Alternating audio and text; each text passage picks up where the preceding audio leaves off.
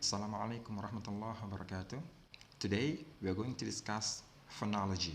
Yeah. Phonology is one of the core fields that composes the discipline of linguistics. Fonologi itu merupakan salah satu subdomain yang membentuk studi linguistik secara umum. Di mikrolinguistik kita membahas tentang salah satunya adalah phonology. Linguistik sendiri it is systematic or scientific study of language structure. Secara umum, linguistik itu membahas tentang struktur dari suatu bahasa. And phonology is derived from the word phone. Kata phone itu kita terjemahkan secara sederhana menjadi suara. Jadi phonology is a scientific study of sound structure in language. Jadi fonologi itu membahas tentang struktur suara di suatu bahasa. The sound structure is how it is pronounced. Jadi struktur dari sebuah bahasa itu adalah bagaimana cara kita mengucapkannya, melafalkannya. Pelafalan, pengucapan itu seiring berjalan waktu dengan konteks yang berbeda akan selalu mengalami perubahan. And so develops the concept of phonology. There's one thing I need to stress on this lecture, bahwa fonologi itu sangat berbeda dari phonetics. Phonology studies an abstract cognitive system in a mental grammar. Jadi fonologi fokusnya di mental representation of language. Phonology itu mengcover beberapa topik, di antara satu, the sounds of language. Jadi fonologi membahas secara umum bagaimana suara itu dihasilkan secara berbeda di suatu bahasa dan di bahasa lainnya. The second one, phonology concerns rules of combining sound. Jadi phonology itu membahas tentang bagaimana suara-suara itu dikombinasikan. Kemudian yang menjadi concern dari phonology adalah variations in pronunciation.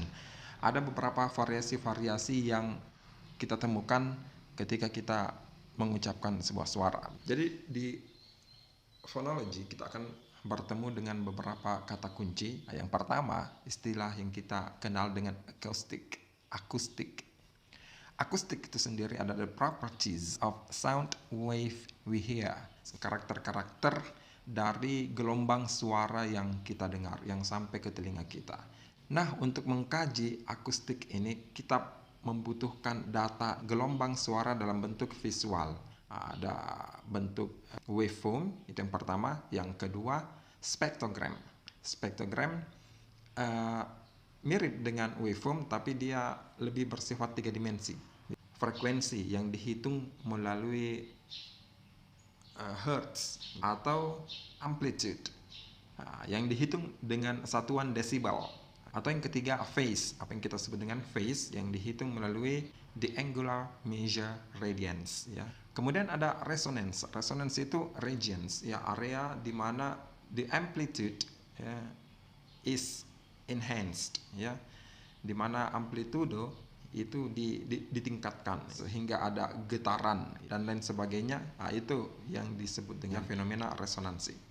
Sedangkan artikulasi, articulation is the movement of the organs of the vocal tract to produce certain sounds.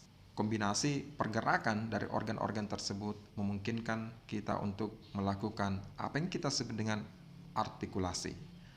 Nah, kajian fonologi bertemu dengan phonetics itu ketika suara direpresentasikan. Kita mengenal yang namanya phonetic charts. Ada tabel di mana suara-suara dalam bahasa Inggris itu direpresentasikan melalui simbol. Jadi ada vowels, ada yang disebut diphthong, ada suara konsonan.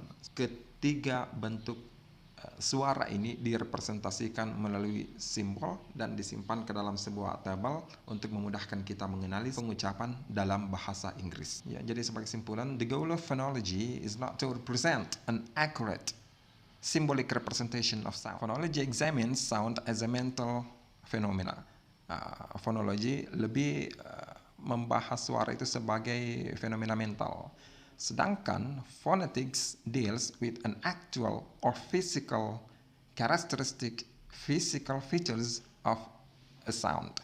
Sedangkan phonetics itu cenderung ya mengkaji karakter atau fitur-fitur physical ya dari sebuah suara. Itu perbedaan keduanya. And I hope you could understand that very well. Gitu ya. Jadi saya harap kalian bisa mengerti hal itu dengan baik.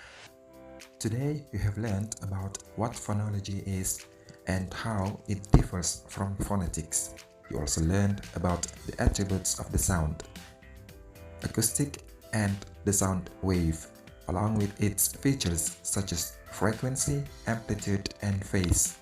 As you noticed, the sound can be represented visually via waveform or spectrogram, and symbolically via phonetic transcription. In the next lesson, we'll explore more about phonology. I'll see you there.